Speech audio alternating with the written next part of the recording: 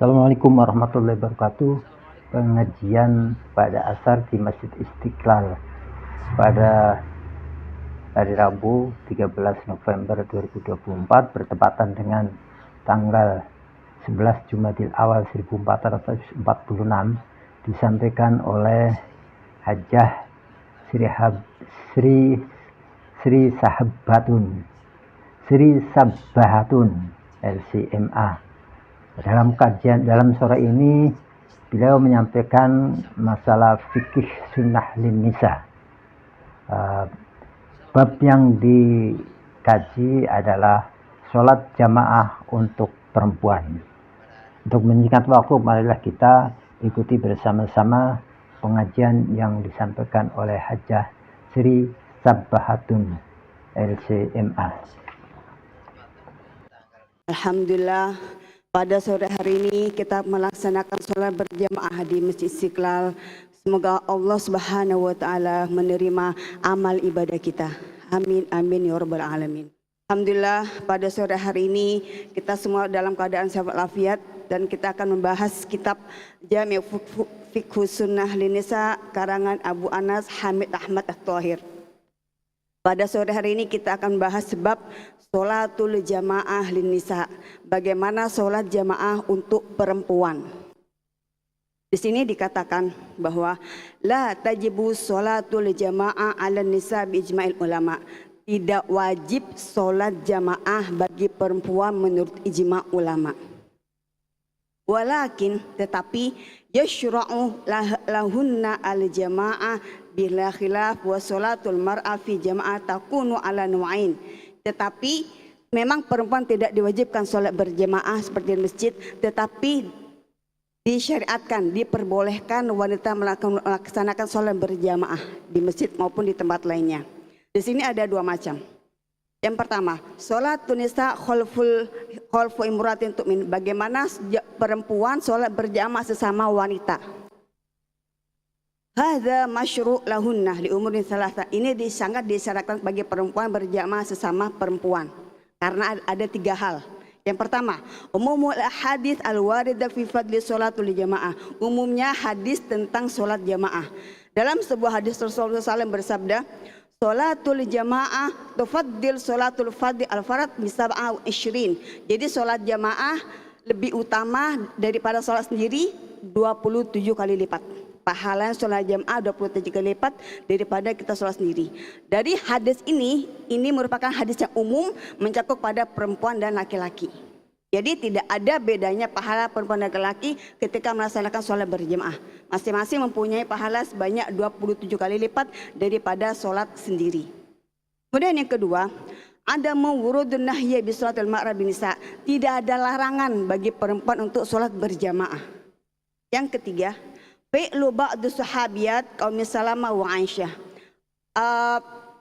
yang pernah dilakukan oleh dua sahabat yaitu Ummu Salamah dan Aisyah radhiyallahu anha. Fa'an Rabithah al-Hanifah, dari sebuah riwayat dari Rabithah mengatakan anna Aisyah ummatuhunna wa qamat bainahunna fi sholati maktubah. Jadi Aisyah pernah menjadi imam berjamaah sesama perempuan. Begitu juga ada hadis yang lain, wa anna amir ad-dihni an imratin fi qaumihi yuqal huwa Zuzaiza an Ummu Salamah radhiyallahu anha ummatuhunna faqamat wasaton. Dan hadis lain dikatakan bahwa Ummu Salamah istri Rasulullah yang lain pernah menjadi imam ketika sholat berjamaah sesama perempuan dan berada di tengah-tengah.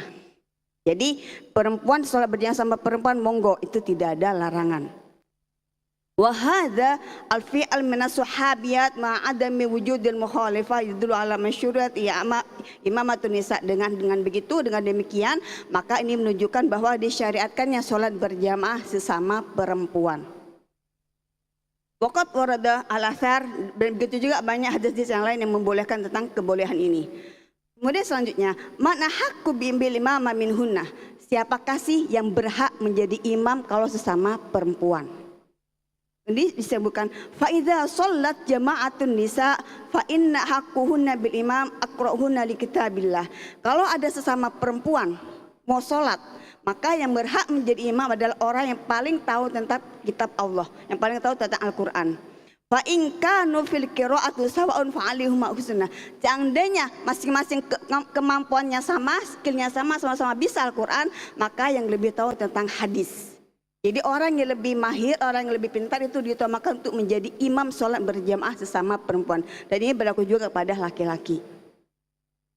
Kemudian wa in kana an-nisa fi bait ihdahinna fa inna sahibatul bait hiya haqqu bihinna bil imamah illa tu'dhinu lahunna. Ini ada sebuah keterangan, jika sebuah perempuan salat berjamaah di rumah seseorang, maka yang paling berhak adalah tuan rumah.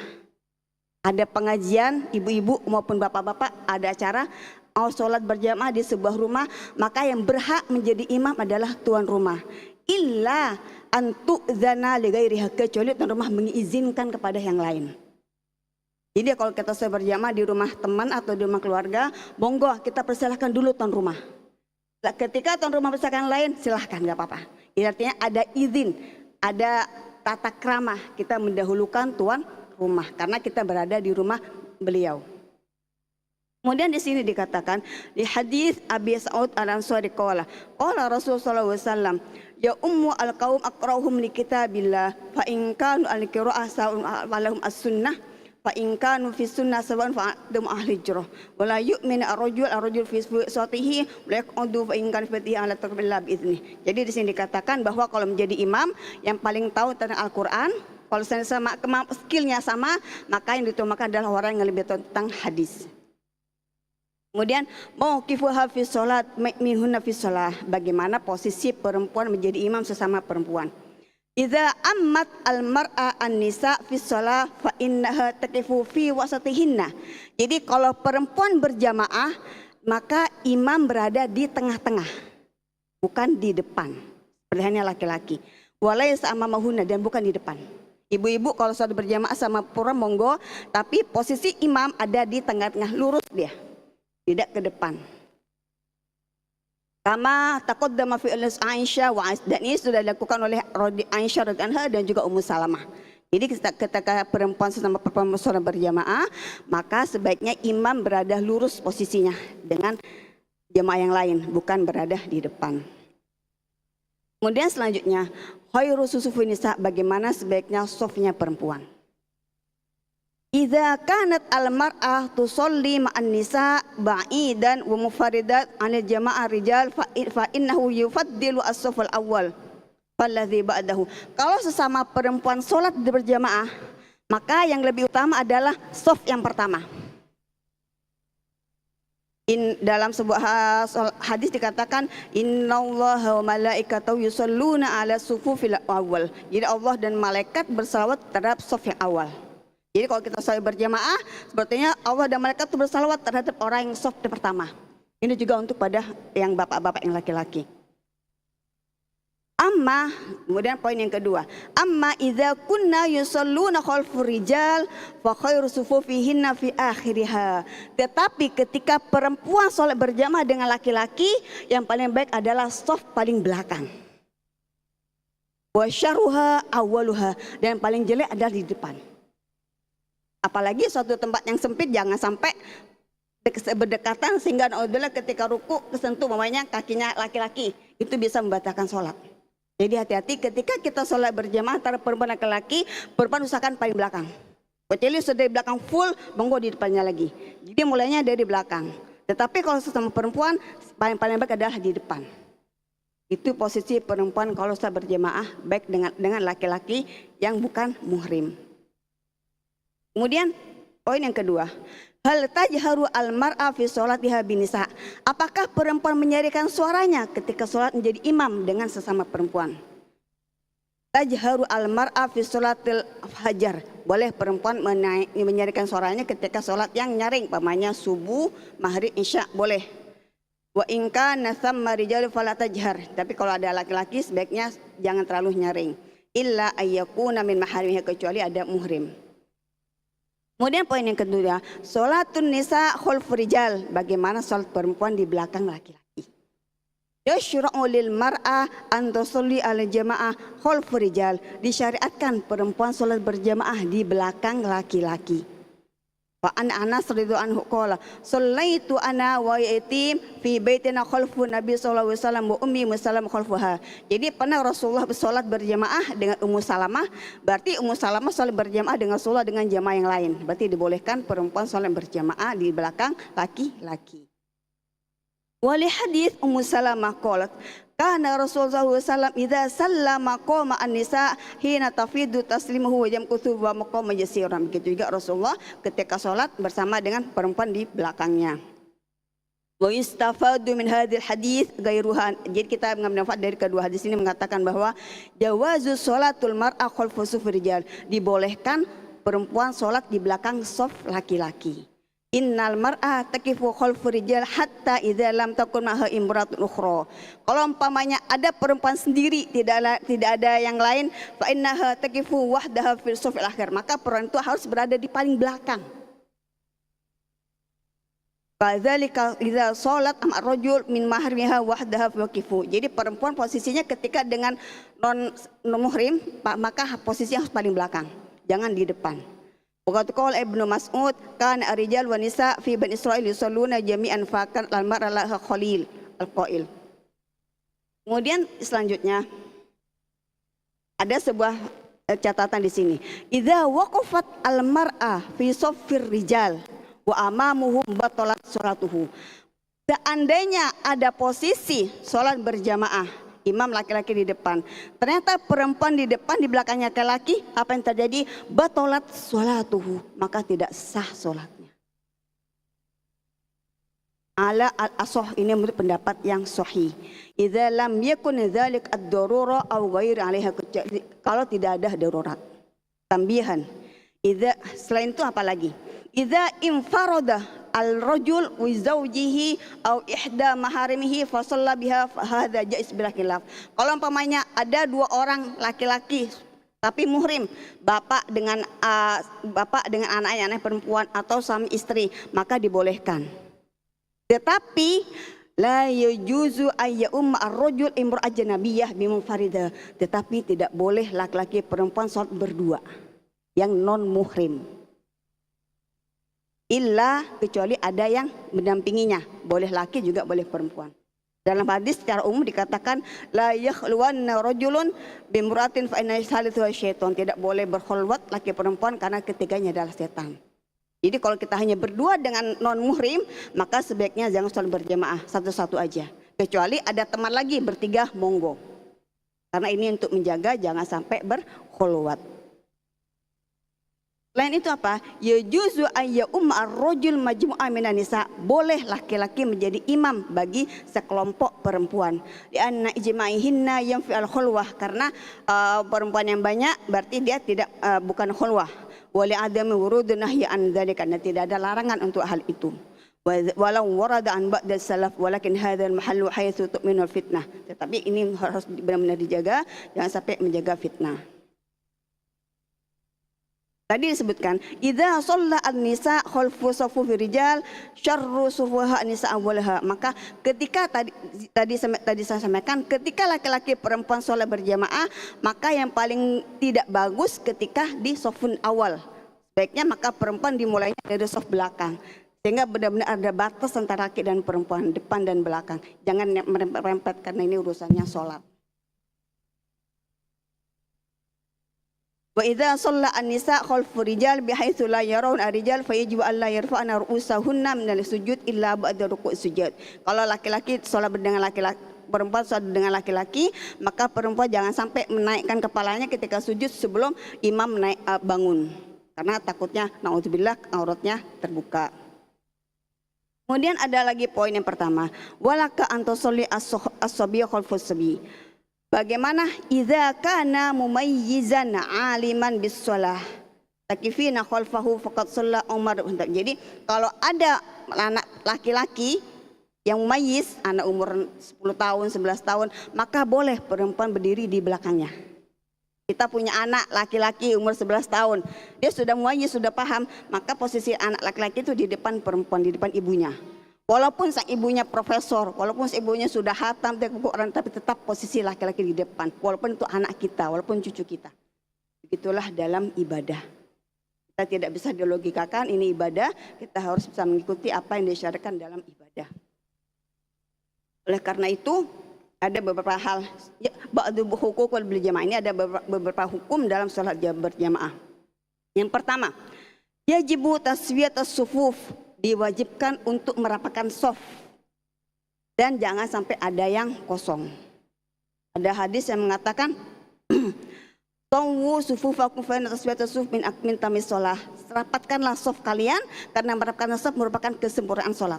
Jangan sampai ketika kosongnya itu akan diisi oleh setan. Kemudian yang pertama, ihris alal huduril jamaah min awwaliha litadruku takbir ihram minal imam. Berusahalah semaksimal mungkin mengikuti jamaah di awal takbir. Jadi orang pertama berjamaah, usahakan kita langsung berjamaah.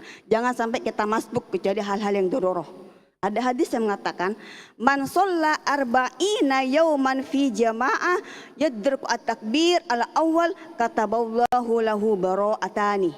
Bara'atu minan nar wa bara'atu minal nifaq. Orang yang sholat berjamaah selama 40 hari dan dia mengikuti takbir ketika pertama, berarti dia mengikuti imam dari pertama. Kata balahu bara'atan, Allah akan membebaskan dia dari dua. Yang pertama, bara'atun minasab, bebas dari api neraka. Yang kedua, bebas dari nifak, bebas dari munafik. Jadi itulah keutamaan salat berjamaah. Kalau kita berjamaah selama 40 hari berturut-turut dan dimulai dari awal, bukan masbuk ya, pas dari awal, maka Allah akan membebaskan kita dari api neraka. Amin ya rabbal alamin. Gitu juga Allah membebaskan kita dari nifak, dari munafik. Kemudian poin yang ketiga, yajuzu muta'abatul imam wa tahrimu masabiqu, dan wajib mengikuti imam dan tidak bolehkan membelakangi imam rukuk maka kita harus rukuk, dan sujud maka kita harus sujud. Begitu juga selanjutnya yang keempat, wala yajuzu takhir anil imam takhiran kabiran, tidak boleh mengakhirkan imam dalam posisi dalam tempo yang lama. Karena takhur anakhu birukun kamil. Jadi kalau imam ruku maka kita tetap ruku, jangan nunggu sampai imam sujud baru kita ruku, itu nggak boleh. Jadi benar-benar imam ruku langsung kita ruku. Tidak boleh menunggu sampai imam bangun baru kita ruku, itu tidak boleh.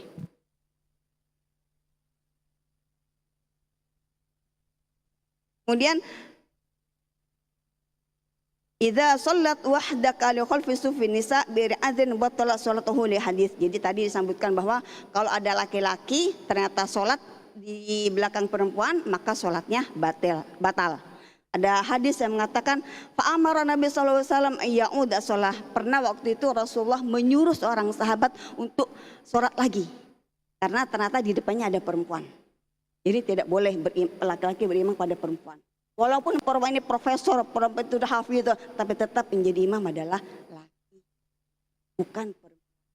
Di sini tidak ada berlaku emansipasi perempuan, karena ini ibadah itu adalah ketetapan dari Allah Subhanahu Wa Taala. Tidak bisa dilogikakan. Walaupun sekarang masih perempuan banyak yang profesor, perempuan banyak yang sudah hafal Quran, yang laki-laki kemampuannya pendidikannya kurang, tapi tetap ketika sholat imamnya adalah laki-laki, bukan perempuan. Setinggi apapun pendidikan perempuan, tetap perempuan menjadi makmum, bukan imam. Idza saha al-imam fi sholatuhu fasada sahwa. Maka kalau seorang imam lupa, maka dia sholatlah sujud sahwi, maka makmum juga melakukan sujud sahwi. Sujud sahwinya boleh sebelum atau sesudah salam. Kemudian ini poinnya lagi. Al-iqtida bil imam al-jalis il-adhar, bagaimana mengikuti imam yang tidak bisa berdiri. Idza shalla khalful imam wa kana yusalli jalisan limaradi an adhrin wa anta sahih qadir alal qiyam fa in tusalli jalisan. Kita punya ada disabilitas, tapi qiraatnya bagus. Dia jadi imam. Maka sebaiknya di sini dikatakan ketika imam duduk, maka makmum juga duduk. Kecuali illa li azrin, pamannya pertama kali imam berdiri tiba-tiba duduk, maka itu nggak apa-apa. Tapi ketika di awalnya imam tuh duduk, maka jamaahnya juga duduk. Di sini ada hadis dikatakan Rasulullah bersabda, Aisyah qalat shalla Rasulullah SAW fi baitihi wa huwa syakkin fa yusalli jalisan wa shalla wa huwa qa'iman fa asyara alaihi al julus. Jadi Rasulullah pernah sholat ragu-ragu di rumahnya dan berdiri. Kemudian ada jamaah berdiri di belakangnya, ternyata jamaahnya juga disuruh duduk. Jadi ketika imam duduk, maka makmum juga duduk. Kecuali imam pertamanya berdiri, ternyata ada suatu capek duduk, maka berarti kan sudah dimulai itu nggak apa-apa. Tapi kalau dari awal imamnya duduk, maka makmumnya sebaiknya duduk juga. Jangan imam duduk tapi ternyata makmumnya berdiri. Kemudian poin lagi, sholatul farad khilaful munfil, boleh sholat wajib di belakang sholat sunnah. Di depan kita sholat qobliyah. Ternyata kucuk-kucuk kita datang langsung sholat duhur namanya. Ternyata setelah itu yang ini batalkan, nggak usah, nggak apa-apa. Jadi dibolehkan yang imam sholat sunnah, ternyata imamnya sholat wajib, itu boleh. Ini ada hadis yang mengatakan fa'an Jabir anna Mu'adz bin Jabal kana yusolli an Nabi sallallahu alaihi wasallam tsumma yarji qaumun fayumu qaumu. Jadi ada Mu'adz bin Jabal sholat dengan Rasulullah, sholat duhur. Setelah itu pulang dia ke rumahnya. Dan berarti di rumahnya dia sholat ba'diyah. Habis itu ternyata dia jadi imam bagi kaumnya. Kaumnya udah sholat duhur wajib. Maka dibolehkan imam sholat sunnah, makmum sholat wajib. Itu dibolehkan. Begitu juga sholatul farad khalfuha sholatul farad ukhra. Begitu juga pamanya sholat farad duhur. Pamanya imam ternyata dia kelupaan sibuk. Ternyata waktu itu langsung sholat duhur waktunya asar. Ternyata makmumnya sholat asar, itu juga dibolehkan. Jadi sholatul farad khalfu man yusolli farad akhir itu dibolehkan. Yajuz an tusolli fi sholatil farad iqdaan baina yusolli fardun. Selama rukunnya rakaatnya sama, ketika mamanya habis berarti sama aja dengan yang masbuk. Begitu juga selanjutnya apa? Sholatun nafilah khalfu man yusolli an nafilah. Boleh juga sholat sunnah dengan sholat sunnah. Kita sholat tahajud berjamaah, monggo boleh. Kita sholat duha berjamaah, monggo boleh. Jadi sholat sunnah boleh dilakukan berjamaah. Tadi disampaikan imam sunnah yang makmumnya wajib boleh. Juga kebalikan, imamnya wajib, makmumnya sholat sunnah itu juga boleh. Pamanya imam sholat duhur, ternyata makmumnya mau jamaah sholat untuk ba'diyah duhur, itu juga dibolehkan.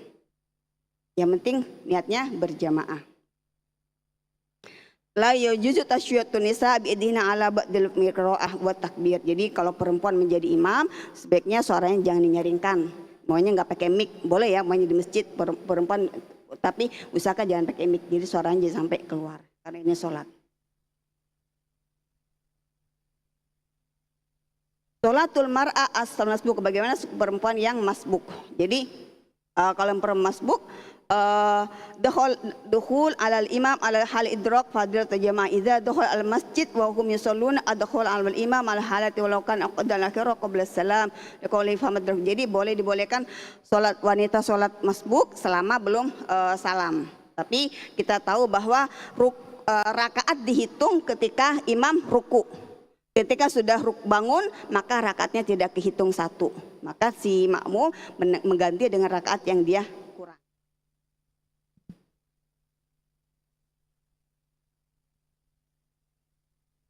Jadi yang tadi poin-poin yang tadi saya sampaikan bahwa yang pertama boleh perempuan sholat berjamaah dengan laki-laki ketika sesama perempuan imamnya berada di tengah. Ketika seorang perempuan jamaah dengan laki-laki maka sebaiknya perempuan dimulainya dari shaf akhir. Yang paling jelek adalah di depan. Begitu juga dibolehkan sholat sunnah imam belakangnya sholat fardu.